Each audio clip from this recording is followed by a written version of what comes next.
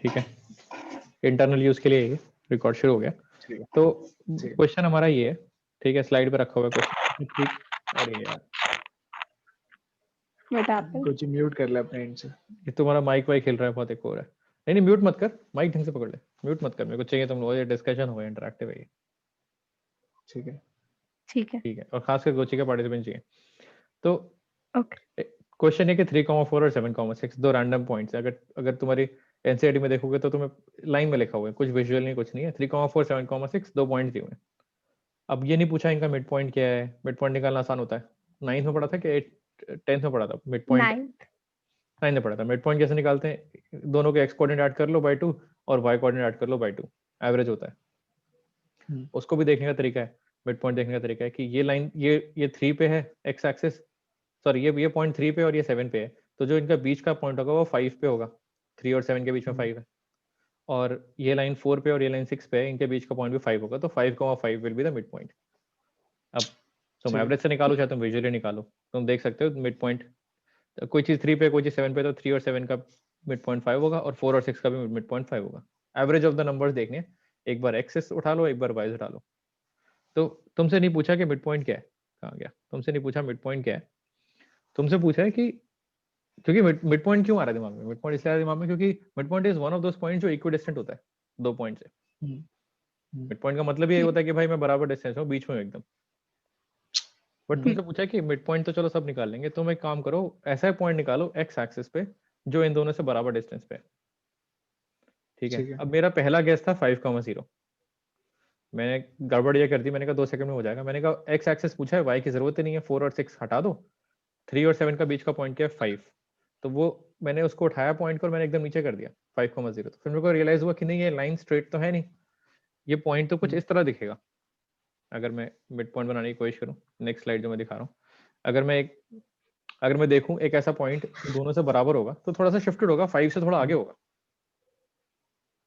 ये लाइन अगर मैं प्लॉट करने की कोशिश करूं, 3,4 यहाँ पर है और ये इतना यहाँ पर है, तो राइट हैंड साइड ये फील आ रही है कि राइट हैंड साइड में होगा कहीं पर। हाँ, ये ऐसे उठा हुआ है, इतना समझ में आ रहा है कि राइट हैंड साइड में होगा। मेरे को एक एक स्लाइड पे तो मैं वो चाहिए कि हाँ मेरे को समझ में आ रहा है, ढंग से समझ में आ रहा है कि वो राइट साइड होगा, लेफ्ट साइड नहीं होगा। ठीक है, क्यों होगा राइट साइड, क्योंकि थोड़ा सा उठा हुआ है अगर तुम देखोगे तो। ठीक है, अगर ये बिल्कुल ऐसे हॉरिजॉन्टल होता तो मैं बिल्कुल नीचे देख लेता। अच्छा, तो अब मुझे पता है कि ये वाली लाइन और ये वाली लाइन इक्विडिस्टेंट है, ब्लू और ग्रीन लाइन बराबर है, तो मैं क्या कर सकता हूँ इसका। तो मैंने कहा चल कुछ कुछ प्लॉट करने की कोशिश करते हैं। तो मैंने ये लाइन तो ड्रॉ तो कर ही ली जो इन दोनों को कनेक्ट करती है, और ये ब्लू और वाली लाइन भी है। मेरे को ये दिख रहा है कि यार ये जो, अगर मैं बात करूँ इस ट्राइंगल की, तो this is an isosceles triangle. ठीक है, आइसोसेलेस ट्राइंगल का जो बीच वाला पॉइंट है ये एक्चुअली 90 डिग्री बनाएगा। आइसोसेलेस ट्राइंगल में मीडियन और ऑल्टीट्यूड सेम होते हैं। जो वर्टेक्स से लाइन ड्रॉ करोगे ये 90 डिग्री बनेगा, और वो क्या नाम है, बाइसेक्ट भी करेगा। तो मिड पॉइंट यहाँ पर काम आ गया, ये एक तरह से बेसिकली रुक और क्वीन, मतलब यहाँ से चेक दे रहे हैं, यहाँ पे काम आ गया।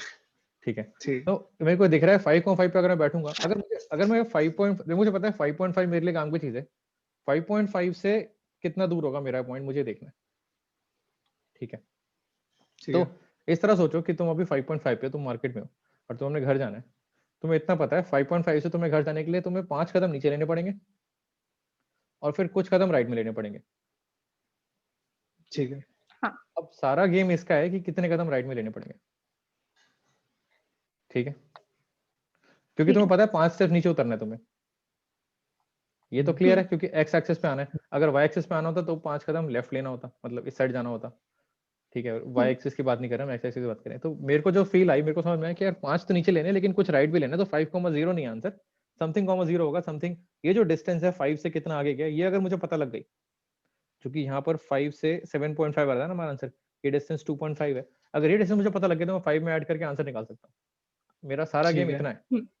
अच्छा, अब ये मैं डिस्टेंस कैसे निकालूं, फिर मैं सोचा यार इस डिस्टेंस को निकालने के लिए मुझे पता है ये 5 है। अगर मुझे पता लग जाए इन दोनों लाइंस का रेशियो कितना है, इन दोनों लाइन सेगमेंट्स का रेशियो कितना है, कितना नीचे जाने पे कितना राइट में जाना होता है, तो मेरा काम खत्म हो जाएगा। अगर कोई चलो रेशियो के बारे में बाद में बात करते हैं। फिर मैं सोचा और क्या पता लगा सकता हूँ मैं, फिर मैं नेक्स्ट स्लाइड पे गया, फिर मैंने कहा देखते हैं ये एंगल्स बराबर है कि नहीं है। अब एंगल्स क्यों बराबर, एंगल्स की बात कहाँ से आई, क्योंकि ये आइसोसेलेस ट्रायंगल था, इसलिए ये जो मीडियन थी ये 90 डिग्री बना रही थी। तो ये जो लाइन है, ये जो सॉरी ये जो हमारी पिंक वाली लाइन है और ये जो ऑरेंज वाली लाइन है, ये क्योंकि 90 डिग्री बना रही है, there is another pair of lines जो 90 डिग्री बना रही है, हमारा खुद का कोऑर्डिनेट एक्सिस, एक्स एक्सिस और वाई एक्सिस भी तो लाइन 90 डिग्री बनाते हैं, every horizontal line and every. तो मैंने कहा 90 और 90 काम की चीज है।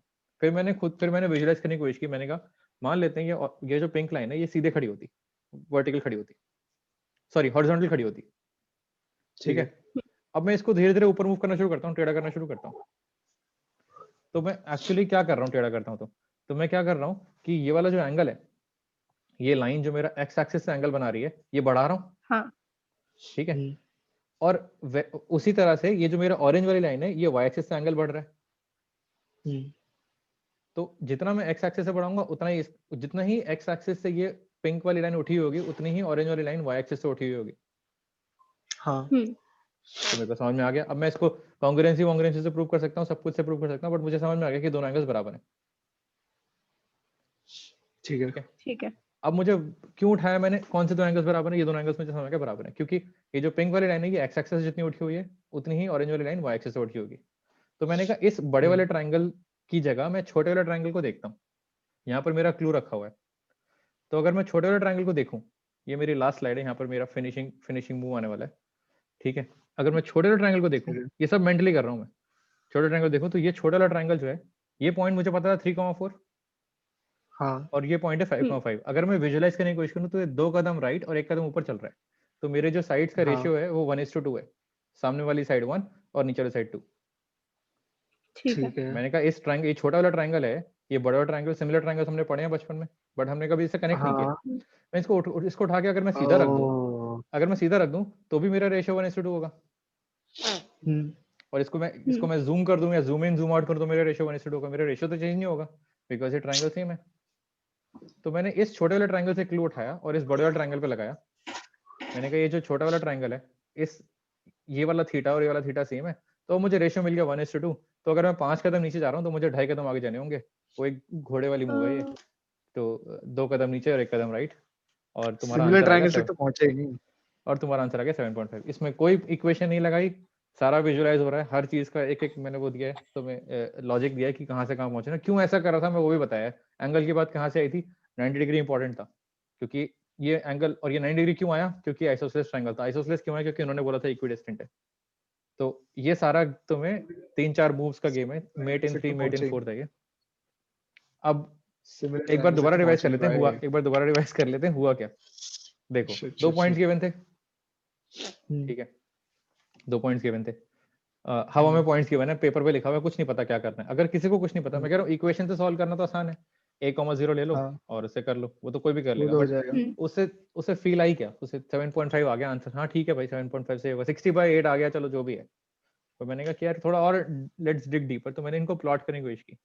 जब मैंने प्लॉट किया तो मैंने कहा 7,6 थोड़ा उठा हुआ है, ऊपर की तरफ है।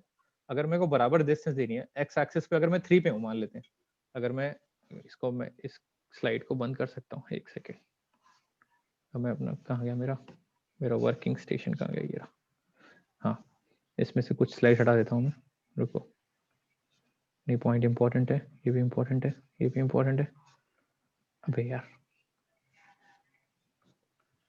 मेरे ट्राइंगल्स कहाँ हैं, ये वाले हैं क्या? हाँ ठीक है, यहाँ पर देखते हैं, ठीक है।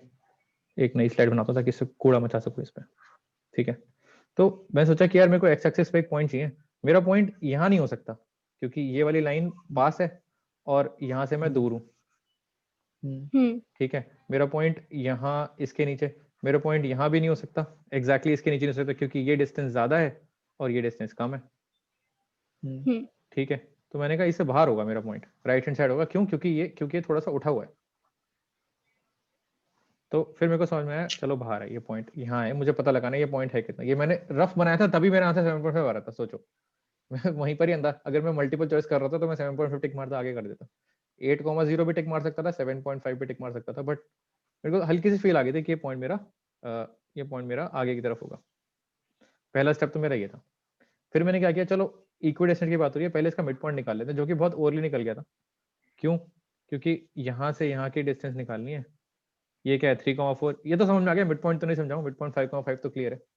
हाँ, मिड पॉइंट क्लियर आ गया। अब मेरे को समझ में आ गया, अच्छा मिड पॉइंट से मुझे यहाँ जाना है, तो पहले मुझे कोऑर्डिनेट एक्सिस में क्या करना होगा, पहले नीचे उतरना होता है, दूसरा कलर यूज करता हूँ, कौन सा यूज करूँ, ये वाला यूज करते हैं। पहले मुझे नीचे उतरना होता है और फिर मुझे राइट जाना होता है, ये करना होता है। मुझे पता है नीचे कितना उतरना है, 5, क्योंकि तुम एक्स एक्सिस की बात कर रहे हो। मुझे ये नहीं पता राइट कितना जाना है, तो वो मुझे ये थीटा एंगल बता देगा, मुझे बता देगा ये ट्रायंगल की साइड्स किस रेशियो में, वो बता देगा। मैंने थीटा नहीं निकाला बाय द वे, थीटा हमारा tan इनवर्स 1/2 है, जो कि तुम 11th 12th के ट्रिको पढ़ चुके हो, तुम्हें पता होगा 30 डिग्री नहीं है ये, this is somewhere between 30 and 45, but that's irrelevant, उसकी जरूरत नहीं है, उसकी जरूरत नहीं है। मुझे एग्जैक्ट थीटा नहीं निकालना, मुझे बस फील आनी चाहिए कि मुझे थीटा से मेरा काम हो जाएगा।